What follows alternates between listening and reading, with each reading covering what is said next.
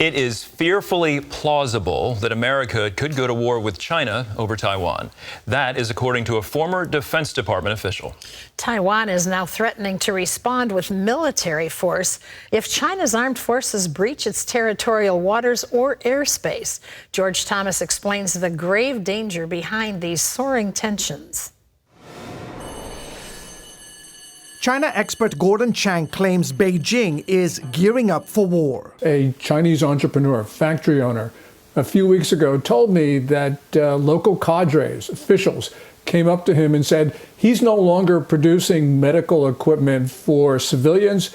His factory is going to be converted to war production. And this was not just an isolated case. Elbridge Colby, a former top Defense Department official, warns America should prepare for war with China over Taiwan, warning that a conflict has gone from a remote scenario to a fearfully plausible one. Gordon Chang says Beijing is already making preparations. The Chinese Communist Party is trying to sanctions-proof itself. So, for instance, it has told its officials to sell their foreign assets so they can't be taken away by foreign governments if they wanted to impose costs on China for invasion. This as tensions continue to soar in the Taiwan Strait. On Tuesday, for the first time, Taiwan fired at Chinese drones buzzing the Kinmen Island just miles from China's coastline, vowing further counterattacks if Chinese provocations continue. We will assess threat level and determine whether to engage the targets and exercise the rights of self-defense. And that includes Taiwan pumping more money into its defense budget. That's already a record $19 billion this year. While Beijing continues to claim sovereignty over the island, Taiwan's president, visiting a military base near China's coastline this week, urged soldiers to keep their cool in the face of growing threats. I want to tell you that the more provocative the enemy is, the more calm we need to be. We won't allow those on the opposing banks to manufacture a conflict with an inappropriate excuse. China has kept up this military pressure since Nancy Pelosi's visit to Taipei early this month, with almost daily warplane flights and warship maneuvers in the Taiwan Strait. They are practicing for war. And we saw that with the live fire exclusion zones, which were imposed after Speaker Pelosi's visit. God knows what they have up their sleeve in Beijing. Taiwan's military, by the way, said it shot down a drone today that was buzzing over the same area where the Chinese drones were flying earlier in the week. Meanwhile, with the growing fears that China is preparing to take Taiwan by military force, the Biden administration is reportedly planning to ask Congress to approve more than $1 billion in arms sales to Taiwan, including anti-tank missiles, surveillance radar technology, and tactical air-to-air missiles. Andrew?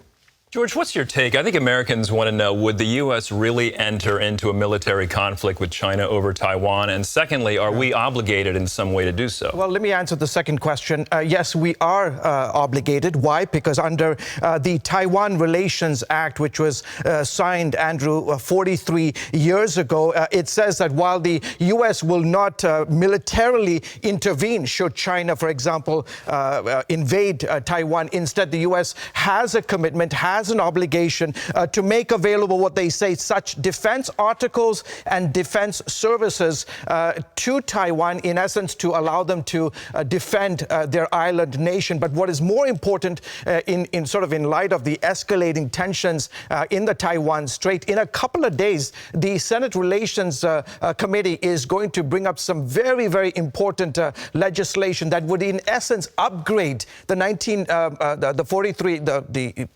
the thing that was signed 43 years ago, to upgrade it and, in essence, be more specific, Andrew, that would commit some very serious military hardware to the Taiwanese to protect themselves. Again, just another indication of the challenges that we are facing. Yeah, and just shifting the focus a little bit here, the UN Human Rights Commission released a report detailing really serious human rights violations against Uyghur Muslims. How serious are these violations they found? Yeah, I mean, I think it, in essence, echoes, it corroborates what human rights groups have been talking about, Andrew, for several years. And the fact that the world's largest human rights body has come out, in essence, corroborating what the evidence has shown over the last few years. And that evidence is that China has been committing war crimes against humanity, rather against the so-called Uyghur Muslims and other ethnic minorities. The key question now is that now that the UN has released this very important document, what will the other UN bodies, the other countries that are signatories to the United Nations, what will they do? And that is what everybody and the United Nations, as well as the human rights groups, are looking forward to. All right, George, certainly appreciate your reporting. Thanks for being with us today.